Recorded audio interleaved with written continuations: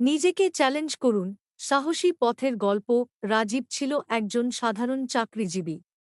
প্রতিদিন সকাল ৯টা থেকে বিকেল ৫টা পর্যন্ত অফিস, তারপর বাসায় ফিরে টিভি দেখা, খাওয়া-দাওয়া আর ঘুম। এভাবেই কেটে যাচ্ছিল তার জীবন। কিন্তু কোথাও যেন একটা অপূর্ণতা ছিল। মনে হতো সে কিছুই অর্জন করতে পারেনি। তার জীবন কেবল একটা রুটিনের মতো চলেছে। একদিন সন্ধ্যায় রাজীব তার পুরনো বন্ধু আরিফের সঙ্গে দেখা করতে গেল। আরিফ একসময় তারই মতো ছিল, কিন্তু এখন সে নিজের একটা ব্যবসা শুরু করেছে, শরীর চর্চা করে ফিট হয়েছে, নতুন ভাষা শিখছে। রাজীব প্রথম চ্যালেঞ্জ ছিল ভোরে ওঠা। এতদিন সে দেরি করে উঠত, কিন্তু এবার ঠিক করল সকাল ৫টায় উঠবে। প্রথম কয়েকদিন খুব কষ্ট হল, কিন্তু ধীরে ধীরে অভ্যাস হয়ে গেল। তারপর সে জিমে যাওয়া শুরু করল, দৌড়ানো শুরু করল।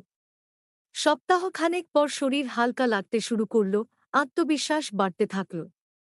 এরপর সে আরেকটা চ্যালেঞ্জ নিল, অফিসের প্রেজেন্টেশন দেওয়া। এতদিন সে এই কাজ এড়িয়ে চলত, কারণ তার আত্মবিশ্বাস ছিল না।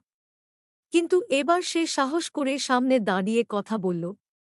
প্রথমে নার্ভাস লাগলেও ধীরে ধীরে অভ্যস্ত হয়ে গেল। এভাবেই রাজীব